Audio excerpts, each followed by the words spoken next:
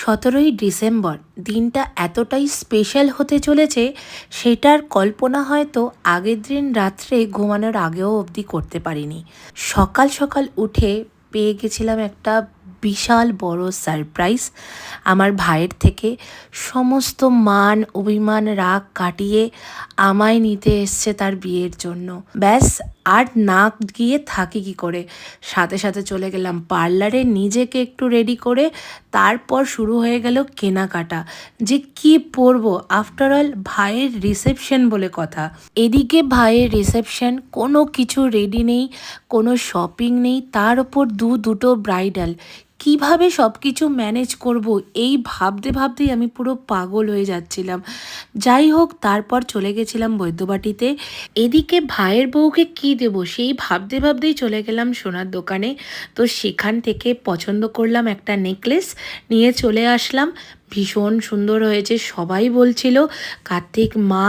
তারপর চলে গেলাম ভাইদের ঘরে, ভাইয়ের বউকে নিজে হাতে পরিয়ে দিলাম আমার দেওয়া গিফটটা।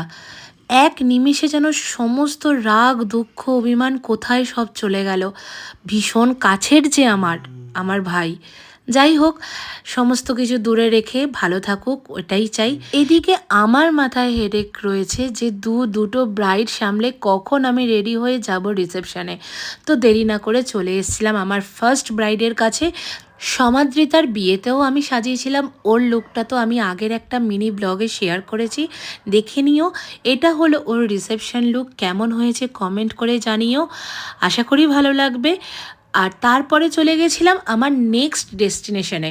আর আজকে আমাকে কে নিয়ে গেছে দেখো, জয়দেবদার হয়নি, জয়দেবদা আজকে যেতে পারিনি, তাই অগত্যা কার্তিককেই বললাম আমাকে নিয়ে চলো, কারণ তাড়াতাড়ি যাতে করে আমি বাড়ি ফিরতে পারি অন্তত।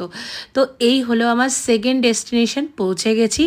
আর এটা ছিল বরানগরে। তো যাই হোক, এখানে গিয়েও শুরু করে দিলাম আমার কাজ। ব্রাইড রেডিই ছিল অলমোস্ট, আমি মেকআপ করতে বসে গেলাম। যাই হোক, সাজাচ্ছি, আর এইদিকে তো মন পড়ে আছে কখন আমি রেডি হয়ে যাব ভাইয়ের রিসেপশনে। আমি তো ব্রাইডের মেকআপটা করে বেরিয়ে এসেছিলাম, পিয়া বাদবাকি সমস্ত কিছুটাই করেছে। তো এই হলো আমার ব্রাইডের ফুল লুক। কেমন লাগছে কমেন্ট করে জানিও। ও যেমন চেয়েছিল আমি ওকে ঠিক তেমন একটা লুক দিয়েছি। তো ভীষণই মিষ্টি ছিল আমার ব্রাইড। তো যাই হোক, ওখান থেকে কাজ টাজ করে এসে তারপর বাড়িতে ঢুকে কোনো রকমে রেডি একদম হয়ে গেছিলাম। আর এটা ছিল আমার আজকের আউটফিট। আর এদিকে পিছনে কর্তামশাইও রেডি হচ্ছে, সবাই মিলে বেরিয়ে পড়লাম বিয়েবাড়ি যাওয়ার জন্য। এই হচ্ছে আমার ভাইয়ের গ্র্যান্ড রিসেপশন ভেন্যু। তো অলমোস্ট রাত হয়ে গেছিলো পৌঁছাতে পৌঁছাতে। আর এই হচ্ছে আমার ভাইয়ের বউ, ভীষণই সুন্দর লাগছিল ওকে। সবচেয়ে মজার ব্যাপার হলো যে বিয়ে বাড়িতে সবাই রীতিমতো গায়ের চাদর সোয়েটার পরে ঘুরছে, বাট জানি না কেন আমার আর সামনিয়ার কোনোভাবেই যেন ঠান্ডা লাগছিল না, সেই সব স্টাইলের জন্য। যাই হোক, এই হলো আমার লুকস। কেমন লাগছে আমাকে সেটা জানিও। ভীষণ হ্যাপি ছিলাম আমি।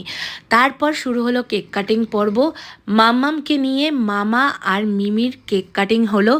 তো happy married life both of you, খুব খুব ভালো থাক, অনেক ভালোবাসি অনেক। আর সব থেকে বড় কথা হচ্ছে, যার শেষ ভালো তার সব ভালো। আনন্দ মজা করে খাওয়া দাওয়া করে চলে এসেছিলাম ফ্ল্যাটে। ভিডিওটা তোমাদের কেমন লাগলো কমেন্ট করে অবশ্যই জানিও, ভালো লাগলে লাইক অ্যান্ড সাবস্ক্রাইব করো।